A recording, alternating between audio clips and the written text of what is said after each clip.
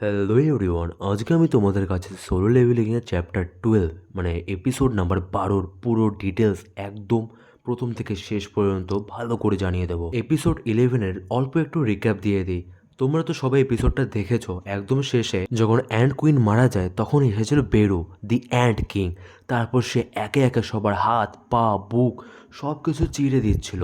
শেষে গিয়ে সে রাজাকে খুঁজতে খুঁজতে গোটো রিওজিকেও মেরে দিয়েছিল একটা স্লাইসে। আর গোটো রিওজি লাস্ট টাইম এত পাওয়ারফুল এনার্জি পেয়েছিল শুধুমাত্র সান জিনুর কাছ থেকে। এছাড়াও সেই গুহার মধ্যে অ্যান্ড কিং বাকি অনেকদের মেরে মেরে অবস্থা কাহিল করে দিয়েছিল। সেখানে তোমরা দেখতে পারবে বিয়ং হু, যে ছিল একটি পাওয়ারফুল হিলার, তাকে পুরো মাথা থেকে কেটে বাদ দিয়ে মেরে ফেলে দিয়েছিল। তার ফলে বাকিরা অনেক কষ্ট পেয়েছিল। আর তাদের যে ক্ষত, যার উন্ডসগুলো, সেগুলো আর ভরছিল না, কারণ হিলার মরে গেছিলো। তারপরে সে বাইরে চলে যায় এবং গোটু রিওজিকেও মেরে দেয়। আর গোটু রিওজিকে সে প্রথমে কিং ভেবেছিল, কিন্তু সে এতই পাওয়ারফুল ছিল যে একটা এস র্যাঙ্ক হান্টার তার সামনে টিকতে পর্যন্ত পেরেছিল না। এই অবস্থায় সবাই তাদের হোপ হারিয়ে ফেলেছিল। সবাই ভেবেছিল যে এই দিনটি তাদের জন্য শেষ হবে। কিন্তু সেই সময় যখন গুহার মধ্যে বাকি অ্যান্ট সৈন্যরা অ্যাটাক করতে গেল সেই হান্টার্সদের ওপরে, তখনই হঠাৎ করে একটা শ্যাডোর থেকে বেরিয়ে আসলো শ্যাডো আর্মি। আর তখনই ক্যামেরাটা যায় সানজিনুর ওপর, আর সেখানে সে বলে এক্সচেঞ্জ। আর সঙ্গে সঙ্গে তার পুরো শ্যাডো আর্মি আর সানজিনু ওইখানে চলে যায়।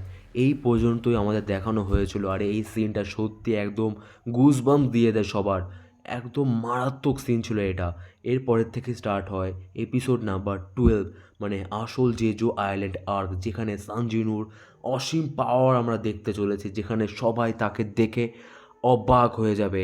এই পর্যন্ত সব যখন হান্টাররা মরে যাচ্ছিল, যখন সবাই হোপ হারিয়ে ফেলছিল, তখন লাইভ ব্রডকাস্ট যেটা চলছিল সেটাকে বন্ধ করে দেওয়া হয়েছিল। কিন্তু যখনই সানজিনু আসে, তারপর থেকে শুরু হয় নতুন খেলা। এরপর একটি সিনে দেখানো হয়েছিল একটি অ্যান্ট ক্যামেরাম্যানকে মারতে এসেছিল, কিন্তু তখন সে তার মনের মধ্যে ভাবছিল কাশ সে বাবার সাথে আরেকটু কথা বলে আসতে পারতো। সেই সময় জিনুর একটি শ্যাডো সোলজার এসে তাকে বাঁচিয়ে নেয়। তারপর দেখানো হয় যে ব্রডকাস্টার টিমের ওখানে সবাই ব্রডকাস্টিং বন্ধ করে দিচ্ছিল, কারণ সবাই চাইছিল না যে কি তাদের প্রিয় হান্টার্সদের সেখানে টুকরো টুকরো হয়ে মরতে। কিন্তু তারপর দেখানো হয় হঠাৎ করে একটি অদ্ভুত দৃশ্য, সবাই অবাক হয়ে যায়। তারপর তাদেরকে তাড়াতাড়ি করে বলা হয় যে কি ব্রডকাস্টিংটা চালু করতে। তারপর সব কিছু অন এয়ার হলো। তারপর দেখা গেল জিনুর শ্যাডো সোলজার। এরপর জিনু আয়রনকে একটি অর্ডার দিয়েছিল, আর সে তার টন্টিং রোড স্কিলটাকে ইউজ করে সবকটি অ্যান্টদের উপরে এমন জোরে চেঁচিয়েছিল সবাই জায়গায় থেমে গিয়ে মারা গিয়েছিল। তারপরে জিনু বলে ওয়েল ডান। এইসব দেখে বাকিরা তো অবাক হয়ে যায়, বলে তারা যে এইসব কী হচ্ছে, কী করে হচ্ছে এগুলো। আর একজন তার মধ্যে বলে ওঠে যে মাস্টার মা, আমরা হয়তো ঠিক লোকের হাতে এসে গেছি, আমরা এখন হয়তো সেফ হ্যান্ডে আছি। তারপর জিনুকে দেখানো হয় জিনু নিজে আর আর্মিদের সাথে মিলে সব অ্যান্টগুলোকে মারতে থাকে এবং তারপরে অ্যারাইজ বলে সবার শ্যাডোগুলোকে এক্সট্রাক্ট করে নেয়। এটা দেখে সবাই অবাক হয়ে যায়, বিশেষত ক্যামেরাম্যানকে এখানে দেখানো হয়েছিল, তার মুখ দেখার মতো ছিল। এরপরে জিনু সবাইকে বলে এক জায়গায় গ্যাদার হয়ে যেতে এবং তাদেরকে কয়েকটি ড্রিঙ্ক দিয়েছিল, যার ফলে তারা নিজেদের উন্ডসগুলোকে, ক্ষতগুলোকে ঠিক করতে পারে। আর এটা খাওয়ার পরে তো সবাই হিল হয়ে যায়। আর সবাই বুঝতেই পারে না যে জিনুর কাছে এত অ্যাবিলিটি আসলো কি করে, সে কী ধরনের হান্টার, মেস টাইপ নাকি হিলার। শুধুমাত্র হান্টার চা এখনও পর্যন্ত সেখানে শুয়েছিল। জিনু বলে তার অ্যাবিলিটিতে এতটাও পাওয়ার ছিল না যে সে তাকে ঠিক করতে পারবে। জিনু এখানে বলে যে হান্টার চাকে বাইরে নিয়ে যেতে হবে, না হলে সে ঠিক হবে না। সেই মুহূর্তে হয় বেরু মানে অ্যান্ড কিংয়ের এন্ট্রি। আর সে ভেতরে ঢুকতে প্রথমে বলে দেয়ার্স নো কিং আউটসাইড, সেখানে কোনো রাজা নেই, বাইরে যে ছিল সে রাজা না। আর সে জিজ্ঞাসা করে বাইরে কি আর কোনো কিং আছে নাকি তোমরা কি অন্য কাউকে কিং বলো। তারপর বাকিরা বুঝতে পারে যে সে গোটো রিউজিকে মেরে ফেলেছে। তারপর সে অ্যান্ড কিং আর সানজিনু সামনাসামনি আসে এবং অ্যান্ড কিং জিজ্ঞাসা করে are you the king of humans, তুমি কি এখানে রাজা? আর সেখানে এটাকে শুনে সানজিনু বলে cute a bug is talking. সে বলে যে কি বাহ, একটি পোকা কথা বলছে। এরই মাঝখানে কিছু জাপান আর কোরিয়ার সিন দেখানো হয়েছিল। বাকিরা যারা সে ব্রডকাস্টে সেই লাইভটাকে সামনাসামনি দেখছিল, সেখানে কিছু সিন ছিল যেটাকে আমি এখন স্কিপ করে দিচ্ছি। কিন্তু হ্যাঁ, হান্টার্স অ্যাসোসিয়েশনের যে হেড ছিল সে সানজিনুকে দেখে প্রচণ্ড পরিমাণে অবাক হয়ে যায় এবং এক্সাইটেড হয়ে যায়। এরই মধ্যে দেখানো হয় অ্যান্ড কিং সানজিনুর উপরে অ্যাটাক করে দিয়েছে, আর অ্যাটাকটা খুবই খতরনাক ছিল। সেকেন্ডের মধ্যে সব কিছু ধোঁয়া ধোঁয়া হয়ে গেছিলো। কেউ কিছু দেখতে পারছিল না, সবাই ভাবছিল সানজিন হয়তো মরে গেছে, সে হয়তো খুবই লাইটলি নিয়ে ফেলেছে অ্যান্ড কিংকে। তারপর ধুয়ো সরে পরে দেখা যায় সানজিনু ওখানেই ছিল, আর সানজিনু তার নতুন একটি অ্যাবিলিটি ডমিনেটর টাচকে অ্যাক্টিভ করে এবং খুব জোরে একটি পাঞ্চ বসিয়ে দেয়। আর এর ফলে সেই বেরু মানে অ্যান্ড কিং বহু দূরে পড়ে যায়, আর এটা দেখে সবার মুখ খোলা খোলা হয়ে যায়। সবাই অবাক, সবাই বলছে একটা মেস টাইপ হান্টার কি করে এত পাওয়ারফুল হতে পারে, কি করে এসব করতে পারে। সান জিনউ সে বেরুর প্রত্যেকটা অ্যাটাককে ডজ করে দেয় আর আটকে দিতে থাকে। তার কাছে কোনো প্রবলেমই ছিল না, হাসতে হাসতে সে এসব করছিল, আর এগুলোকে দেখতে বিরাট অ্যামেজিং লাগছে। আর এখানে একটি সিনে দেখানো হয়েছিল যে ক্যামেরাম্যানটা ছিল সে অজ্ঞান হয়েই পড়ছিল, কারণ এখানে এত ম্যাজিক্যাল রিভার্ব ছিল সেটা তারা বুঝতে পারছিল না। সান জিনুর এত পাওয়ার দেখে সে অবাক হয়ে যায়, সে বলে যে আমি একজন নর্মাল একটি মানুষের পাওয়ারেই পিছনে হয়ে যাচ্ছি, এটা কি করে সম্ভব, কে? সান জিনু আর একটা ঘুষিতে তার শেলকে ক্র্যাক করে দেয়। বেরু এসব দেখে খুবই অবাক হয়ে যায় এবং তার একটি স্টিং দিয়ে সান জিনুর গালে ছোট্ট একটি চির লাগিয়ে দেয়, সেখানে পয়জন ছড়িয়ে, এটি খুবই একটি ডেডলি পয়জন ছিল। তারপর অ্যান্ড কিং ভাবে এটাই হয়তো সান জিনুর শেষ, এখনই সে তাকে মারতে চলে গেল। আর সেই সময় সান জিনু বেরুর হাত আটকে দেয়, আর বেরু আবার অবাক হয়ে যায়, বলে হোয়াট, এটা কি করে সম্ভব। সে বেরুকে একটা পাঞ্চ লাগিয়ে দিল এবং বেরু দূরে গিয়ে পড়ে গেল, আর সেই পয়জনের ইফেক্টটা নিউট্রালাইজ হয়ে গেছিল। সান জিনু বেরুর ফিলিংসগুলোকে পারসিভ করতে পারছিল, সে বুঝতে পেরে গেছিল বেরু নার্ভাস হয়ে গেছে, সে নিজেও ভাবছিল সে কিছুটা হলে নিজেও তো নার্ভাস। তারপর সিনে হান্টার চাকে দেখানো হয়, চা এখনও অজ্ঞান অবস্থায় শুয়েছিল, আর সান জিনু বলে আমাকে এটা তাড়াতাড়ি সারতে হবে, নাহলে তার শরীর আরও খারাপ হয়ে যাবে, সে হয়তো বাঁচবেও না। তারপর সান জিনু অ্যান্ড কিংয়ের উপরে বারবার অ্যাটাক করতে থাকে, অ্যান্ড কিংয়ের অবস্থা খুবই কাইল হয়ে গেছিলো। সেই মুহূর্তে হঠাৎ করে গায়েব হয়ে গেল অ্যান্ড কিং, সবাই ভাবে অ্যান্ড কিং কোথায় চলে গেল, কিন্তু কিছুক্ষণ পরেই পরের সিনে তাকে দেখা যায় উপরে উড়ে থাকতে।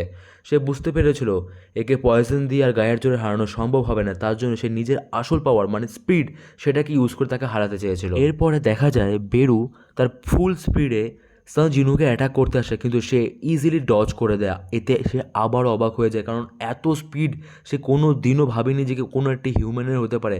সে নিজেকে সবসময় কিং ভাবতো, সে বুঝতে পারছিল না সে একটা সামান্য হিউম্যানের কাছে কী করে হারতে পারে। সান জিনু বেরুর থেকেও বেশি স্পিড দেখে তার গায়ে ড্যাগার ফুটিয়ে দিয়েছিল।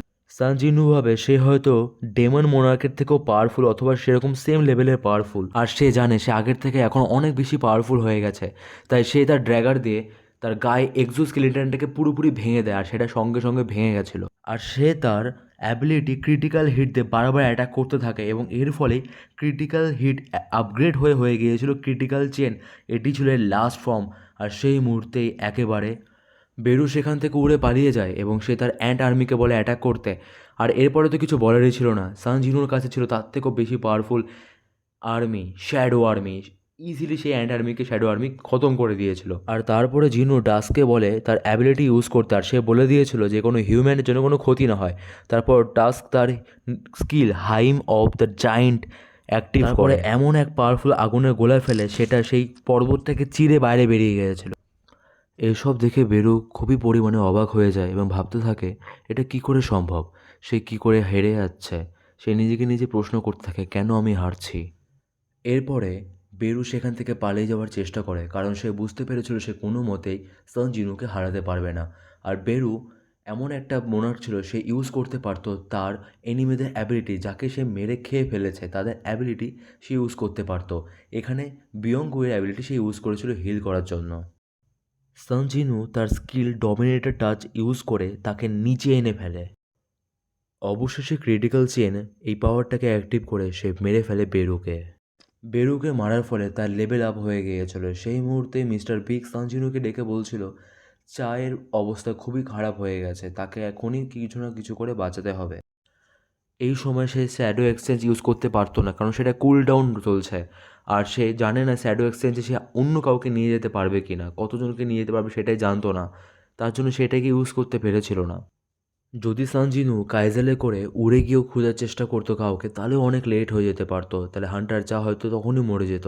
তাই সান জিনু ভাবছিল কী করা যেতে পারে। সেই মুহূর্তে তার মাথায় আইডিয়া আসে। এই মুহূর্তে সে ক্যামেরাম্যানকে বলে লাইভ ব্রডকাস্টটাকে বন্ধ করতে, আর ক্যামেরাম্যান বলে এক্সকিউজ মি, তখন সে বলে বন্ধ না করলে ক্যামেরা ভেঙে দেবো। এরপরে যেটা হয় সেটা আমি সংক্ষেপে জানিয়ে দিচ্ছি তোমাদেরকে। এরপরে সে তার শ্যাডো আর্মিকে বলে বিয়ংগুয়ের বডি খুঁজতে, এবং বিয়ংগুয়ের বডি খোঁজার পরে তার কাছে নিয়ে আসে এবং সে চেষ্টা করে শ্যাডো এক্সট্রাক্ট করার। সে প্রথম 2বার করেছিল আর এক্সট্রাক্ট করতে পারেনি। বিয়ং অবশ্যই তার থেকে অনেক কম পাওয়ারফুল ছিল, সান জিনু ওর থেকে অনেক বেশি পাওয়ারফুল, তবুও সে ফেল হয়েছিল। কিন্তু লাস্ট টাইম সে এক্সট্রাক্ট করতে সফল হয়েছিল এবং বিয়ঙ্গুকে তাকে অর্ডার দিতে হয়নি, সে একবারে এগিয়েই ডাইরেক্ট সাং চাকে হিল করতে শুরু করে দিয়েছিল। তখন জিনও বুঝতে পেরেছিল তার মন হয়তো খুবই ভালো, এবং সেই সময় মিস্টার বিগ এটা দেখে পুরোপুরি অবাক হয়ে গেছিলো। সে বলছিল এটা কী হচ্ছে। তখন মিস্টার বিগকে বলেছিল জিনু যে সে তার শ্যাডো এক্সট্রাক্ট করেছে, এবং মিস্টার বিগ তার কাছে রিকোয়েস্ট করেছিল যে সে কোনো দিনও সান জিনুর যে শ্যাডোটা আছে সেটাকে নিয়ে কোনো সময় কোনো যুদ্ধে ইউজ না করে, কারণ বিয়ঙ্গ কোনো সময় যুদ্ধ মারপিটের মধ্যে থাকতে চেয়েছিল না। সে শান্তিপ্রিয় একটা মানুষ ছিল। সাং জিনু সেটা বুঝতে পেরেছে যে মিস্টার বিগ তার কাছে কোনো অর্ডার করছে না, তার জন্য সে তার কথাটাকে রেখেছিল, এবং এটা হওয়ার পরে শ্যাডো এক্সট্রাক্টটাকে টার্মিনেট করে দিয়েছিল। এরপরে সে সবাইকে বলে এখান থেকে যেতে এবং নিজের নিজের জায়গায় ফিরে যেতে, কিন্তু সানজুন এখানে থেকে গেছিলো। সে বলেছিল এখানে তার আরও কিছু কাজ আছে। সে বেরুর শ্যাডোটাকে এক্সট্রাক্ট করতে চেয়েছিল এবং বাকি যেসব অ্যান্ড সোলজাররা ছিল তাদেরকে সবাইকে মারতে হতো। তো এরপরে এই আর্কটা তো শেষ হয়ে যায়। এরপরে যে ঘটনাটা আছে নেক্সট ভিডিওতে আমি তুলে ধরার চেষ্টা করবো, আর রেসপন্সটা কেমন আসে সেটা অবশ্যই জানার পরে আমি এটাকে হিন্দিতে, ইংলিশে অথবা বাংলা যেভাবে পারি আমি এটাকে ডাব করার চেষ্টা